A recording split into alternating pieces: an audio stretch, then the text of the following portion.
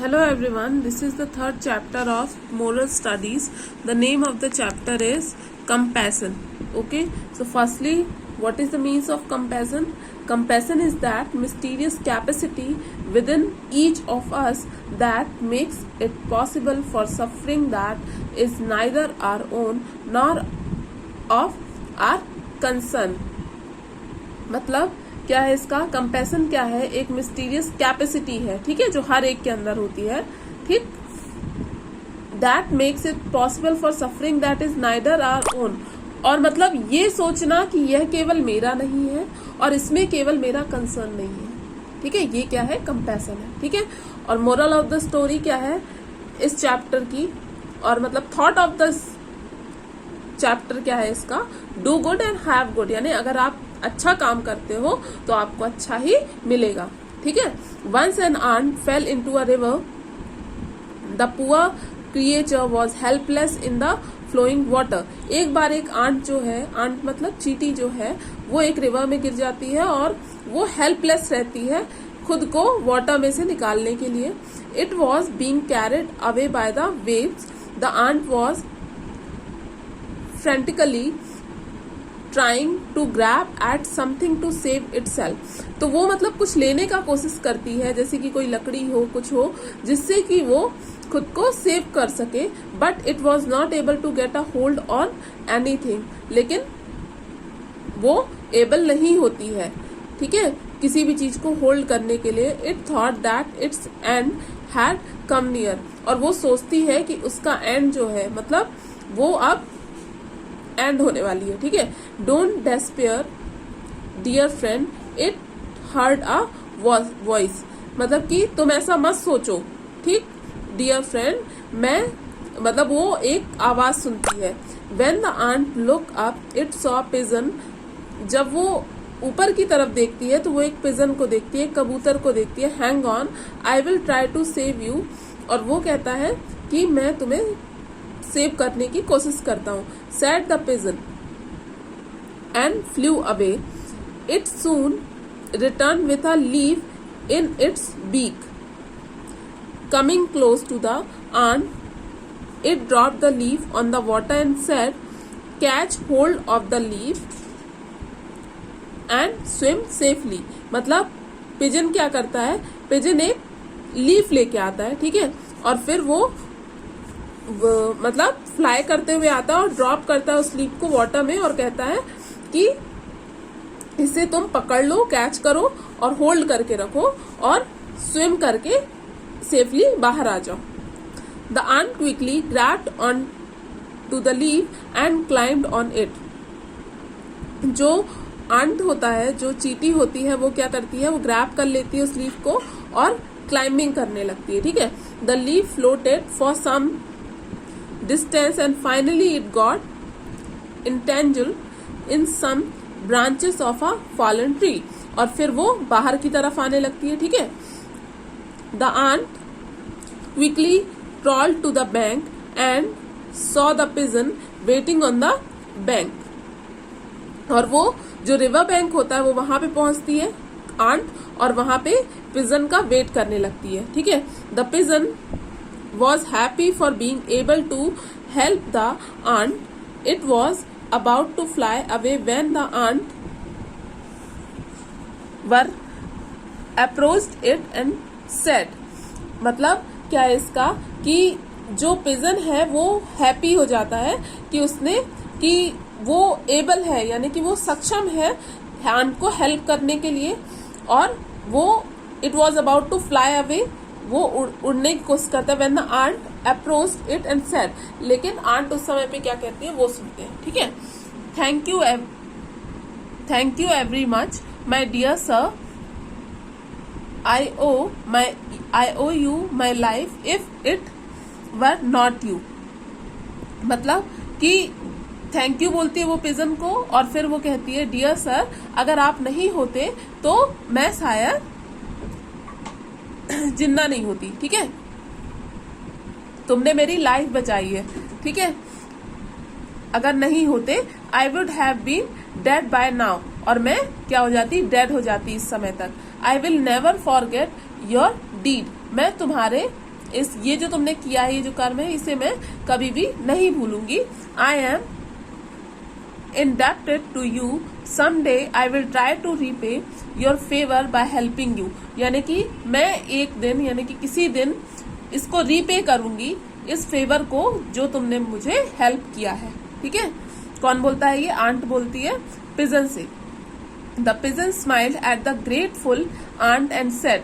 जो पिजन है वो स्माइल करता है और उसके बाद उस आंट से कहता है thank you for your noble feeling. Thank you तुम्हारी इस फीलिंग के लिए my dear friend. But what possible help could you do to me? You are so tiny. लेकिन तुम मेरी हेल्प कैसे कर सकते हो? तुम बहुत छोटे हो. The ant said don't underestimate my abilities dear friend. I can be of help to you someday when you need me. For now I bid you goodbye. Ant कहती है कि don't underestimate my abilities. मेरी abilities को underestimate मत करो dear friend. जब तुम्हें जरूरत होगी, ठीक है, जब तुम्हें हेल्प की जरूरत होगी तो मैं तुम्हें हेल्प करूंगी, और अभी के लिए गुड बाय बोलती है वो. ठीक है. With these words the ant hurried away to meet its family. मतलब वो बहुत जल्दी में होती है, ये कह के वो चली जाती है अपनी फैमिली से मिलने के लिए. All the ants on hearing about the incident. जो आंट्स हैं, जितनी भी आंट्स होती हैं, वो इस इंसिडेंट को सुनती हैं. प्रेज द पिजन, मतलब पिजन को प्रेज करती हैं. And prayed for a very happy life to the pigeon. और प्रे करती हैं कि पिजन को बहुत ही अच्छी लाइफ मिले. The pigeon was living happily in the forest. Pigeon जो है वो बहुत ही अच्छे से हैप्पीली अपनी लाइफ स्पेंड करता है फॉरेस्ट में. It was a very beautiful bird and was very attractive. वो बहुत ही ज्यादा ब्यूटीफुल बर्ड है और बर्ड था, और वो बहुत ही ज्यादा अट्रैक्टिव था. One day a hunter came to the forest. एक बार क्या होता है, हंटर आता है फॉरेस्ट में. हंटर मतलब शिकारी. ठीक है. As he was search for some animal to hunt. और वो वहां पे सर्च करता रहता है किसी एनिमल को हंट करने के लिए, मारने के लिए. He saw the pigeon flying by. और वो वहां पे क्या देखता है, एक पिजन को उड़ता हुआ देखता है. The hunter was immediately attracted by the beautiful bird. और हंटर उस समय पे अट्रैक्ट हो जाता है उस ब्यूटीफुल बर्ड से, पिजन से. He wanted to hunt the pigeon. वो चाहता है कि वो उस पिजन को मार दे.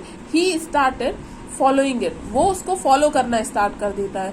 ही ran after the pigeon for a long distance. और वो उसके पीछे पीछे रन करता रहता है. ठीक है, लॉन्ग डिस्टेंस तक.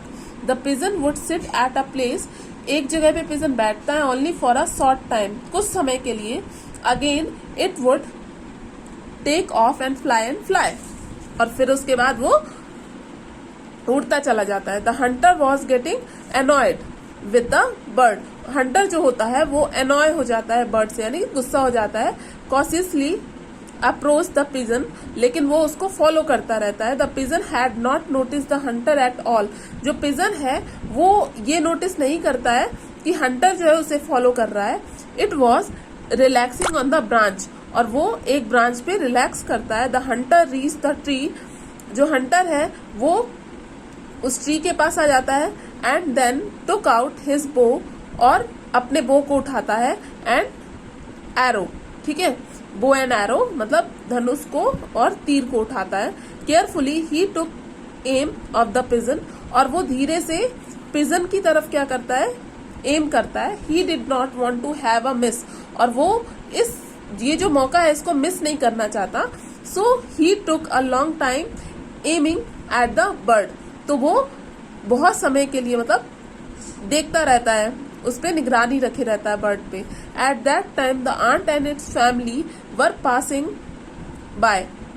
और उसी समय पे क्या होता है, आंट और उसकी फैमिली जो है वहां से जा रही होती है. On seeing the Hunter aimed at the pigeon. वो ये देखती है कि जो हंटर है वो एम किया हुआ है पिजन पे. The ant said wait here my friends, it is the same pigeon which saved my life. और वो कहती है कि वेट मतलब अपनी फैमिली मेंबर से कहती है माई फ्रेंड, ये वही पिजन है जिसने मेरी लाइफ को बचाया था. Now the time has come to repay the डेप्ट. और ये वो टाइम है कि मैं इस डेप्ट को रीपे करूं. With these words the ant hurried towards the hunter. जो ये बोलकर, ये शब्द बोलकर वो आंट जो है वो हंटर के पास जाती है। On reaching the hunter's feet it climbed on his hand and bit as hard as it could. और वो क्या करती है, उसके फीट पे जाती है और क्लाइम करके मतलब उसके हैंड पे चढ़ जाती है और इतना बहुत जोरों से क्या करती है, जितना जोरों से हो सकता है वो काटती है। ठीक है।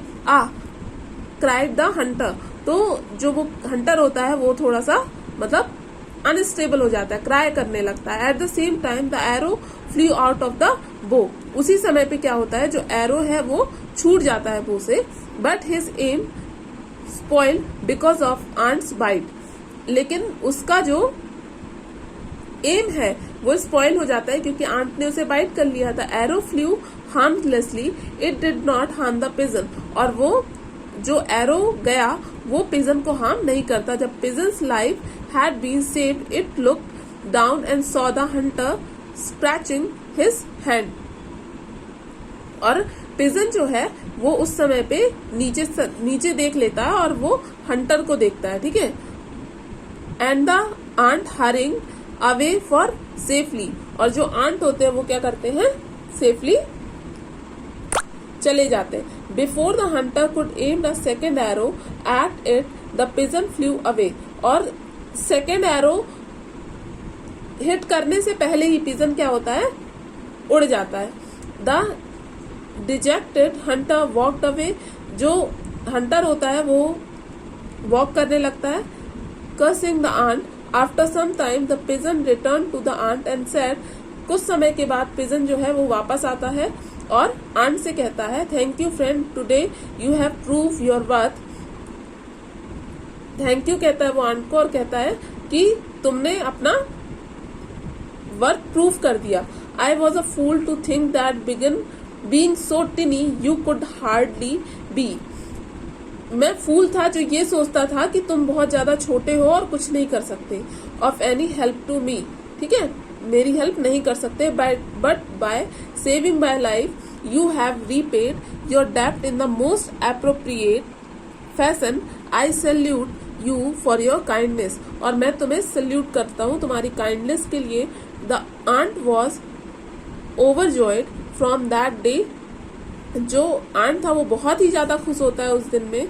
The ant and the pigeon became best friends. और जो आंट है और जो पिजन है वो बेस्ट फ्रेंड्स बन जाते हैं उस दिन से। It is a lesson for all of us that we should do good to others. मतलब कि ये एक लेसन है कि हमें दूसरों के साथ अच्छा करना चाहिए। If we want others to be compassionate to us. अगर हम दूसरों से चाहते हैं अपने लिए अच्छा होना, ठीक है, तो पहले हमें भी करना पड़ेगा। Compassion does not merely means caring और शोइंग सिंपैथी। कंपैशन का मतलब केयरिंग और सिंपैथी शो करना नहीं होता है। इट इज अ सस्टेन और practical determination to heed the suffering of others. ठीक है, ये क्या होता है, अगर कोई सफर कर रहा है तो उसको हीड करना, ठीक है, उसको मतलब हेल्प करना, ठीक है, प्रैक्टिकली, ठीक, मन से, ये होता है क्या, compassion. So this is the end of the chapter. जो ओरल क्वेश्चन है, ओरल क्वेश्चन आपको करना पड़ेगा, ठीक है, क्योंकि मैंने बता दिया what is compassion, why one should be compassionate, showing compassion to others is one way of loving God, how, ये आपको करना है क्योंकि ये ओरल क्वेश्चन है, ठीक है, ये होमवर्क है आपका। टिक द करेक्ट आंसर मैं अभी आपको बता रही हूँ, ठीक है। सो this is the end of the class, thank you.